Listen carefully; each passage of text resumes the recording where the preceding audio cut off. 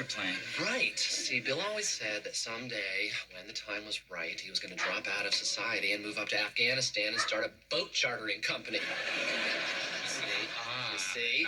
So Bill did it. He finally made his little dream a reality.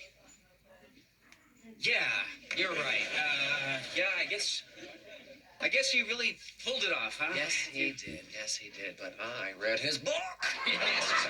Yes, you did, you magnificent bastard. Yes. You know, keep this between you and me, okay? Oh, I promise it won't leave this room.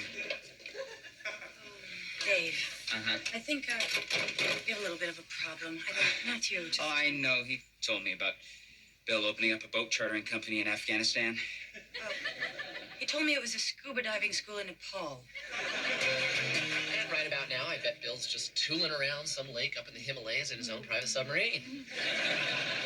Right about now, it's about 3 o'clock in the morning in Kathmandu. Well, in that case, he's probably sound asleep, which is nice, too. Matthew, can I talk to you just for a few minutes? Sure, Lisa, what up? You know what? I bet he put the sub on autopilot. That way he can catch a few winks before the sun comes up.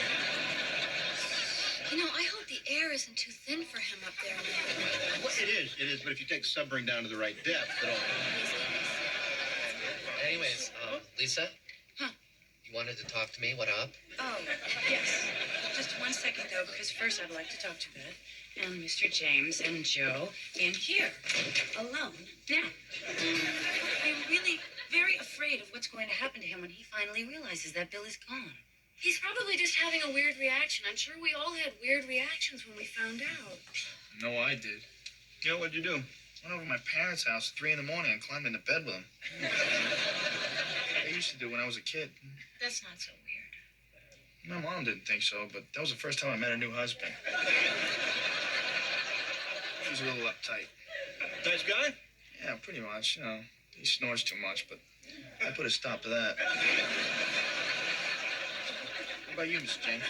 I was at home when I got the call. The whole situation got me so angry and confused, I sort of punched a hole in the wall.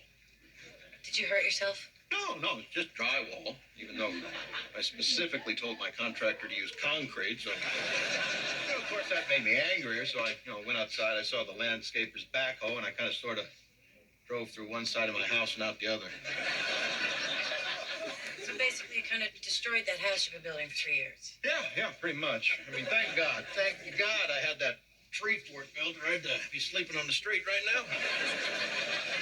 No, all I did was go for a really long walk. Where'd you go?